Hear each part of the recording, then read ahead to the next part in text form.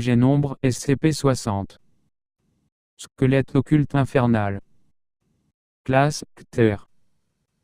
Procédure de confinement spécial. Le bosquet constituant SCP-60 est actuellement contenu dans un ensemble de serres spécialement conçues pour les accueillir au site satellite 60-60. Les spécimens doivent régulièrement être taillés pour qu'ils puissent rester à des dimensions gérables.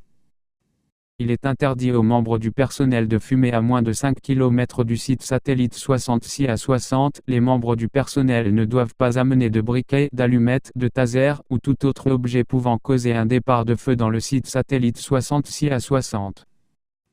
Les spécimens de SCP-60 doivent être arrosés 2 fois par jour et une vérification de la présence de matière végétale morte et de pousses doit être effectuée 2 fois par semaine.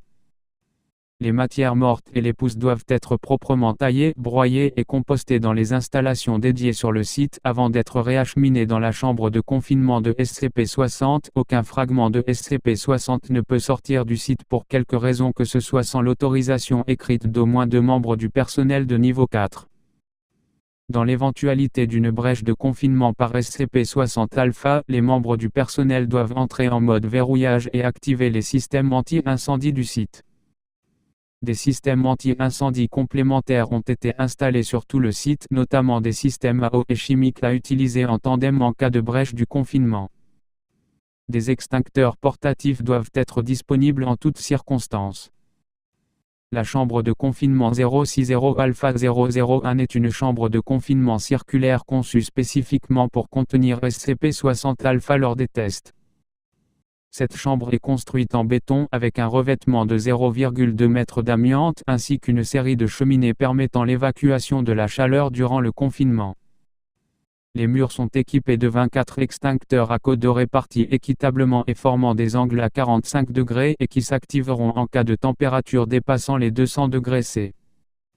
1 kg de SCP-60 doit être conservé dans la chambre de confinement 060 Alpha 001 pour être brûlé en cas de brèche du confinement. Description: SCP-60 est un bosquet de 17 chênes blancs d'Amérique Quercus alba. Le bosquet s'étend approximativement sur 8 acres soit environ 3,24 hectares dans une zone rurale du nord et du Minnesota. Une maison qui se situait sur la propriété fut démolie durant la construction du site satellite 60-60 après avoir été fouillée par des membres du personnel de la fondation afin d'obtenir des informations sur SCP-60, voire l'addendum. Lorsqu'il brûle, SCP-60 engendre une entité désignée sous le code SCP-60-Alpha. SCP-60-Alpha semble être le squelette animé d'un humain adulte d'environ 2,3 mètres de haut et enveloppé de flammes d'un blanc lumineux. SCP-60-Alpha brûle dans son état initial à une température d'environ 1500 degrés Celsius environ 2730 degrés F et tentera de causer le plus de dégâts possible tant qu'il sera actif. Brûler à peine 20 g de SCP-60 suffit à faire apparaître SCP-60-Alpha. Un seul SCP-60-Alpha apparaîtra en toutes circonstances. Il est présumé que 060 Alpha est une entité unique. SCP-60-Alpha est extrêmement dangereux, s'étant révélé hostile et relativement intelligent. Il semble qu'il s'agisse d'une unique entité récurrente qui a démontré une connaissance de plus en plus approfondie de la configuration du site satellite 60-60 au fur et à mesure de la répétition de ses manifestations. Quand elle en a la possibilité, il se jettera sur des matériaux inflammables en une tentative d'accroître les dégâts et attaquera les membres du personnel en essayant de les attraper et de les étrangler.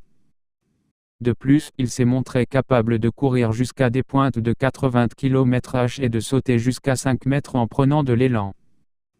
Du fait des températures extrêmes générées par 060 Alpha durant les phases initiales de ses manifestations, ainsi que de ses capacités physiques, il est capable de provoquer de vastes et incontrôlables incendies et de causer d'immenses destructions physiques s'il n'est pas rapidement maîtrisé. SCP-60 Alpha semble intentionnellement éviter tout spécimen de SCP-60 en train de brûler lorsqu'il est actif. Si SCP-60 Alpha est exposé rapidement à un volume suffisant d'eau ou de tout autre produit pouvant éteindre un feu, il commencera à s'affaiblir au point de se réduire en poussière. L'effondrement de sa forme se produira soudainement, sans signe avant-coureur. SCP-60 Alpha continuera à représenter une menace jusqu'à sa désintégration. Le volume de produits anti-incendie permettant de maîtriser SCP-60 est bien inférieur à ce qui devrait être nécessaire pour éteindre une source de chaleur d'une telle intensité, un volume d'environ 500 litres se révélant généralement suffisant. Les lieux brûlés par SCP-60 commenceront à voir bourgeonner en leur sein des pousses de SCP-60 au cours des 4 à 6 semaines qui suivent. Une seule vague de pousses suivra toute brèche de confinement. Ces pousses peuvent facilement être taillées, elles doivent être compostées et réacheminées vers les chambres de confinement habituelles de SCP-60. Information complémentaire au sujet de 060, la propriété qui contient SCP-60 comprenait une maison isolée et qui était déjà calcinée lors de l'acquisition par la Fondation. Selon des sources civiles, le précédent propriétaire de la maison était un dénommé Jonathan Corrill, qui était décrit comme étant un solitaire excentrique, ayant des tendances à l'amertume et au nihilisme.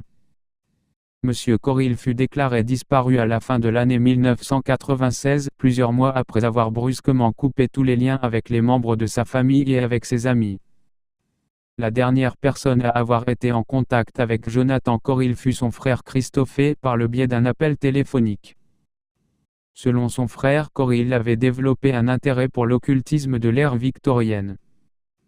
De plus, il déclara que Jonathan Corrill lui avait semblé normal jusqu'à ce coup de fil, où il dit à Christophe de ne plus chercher à le joindre.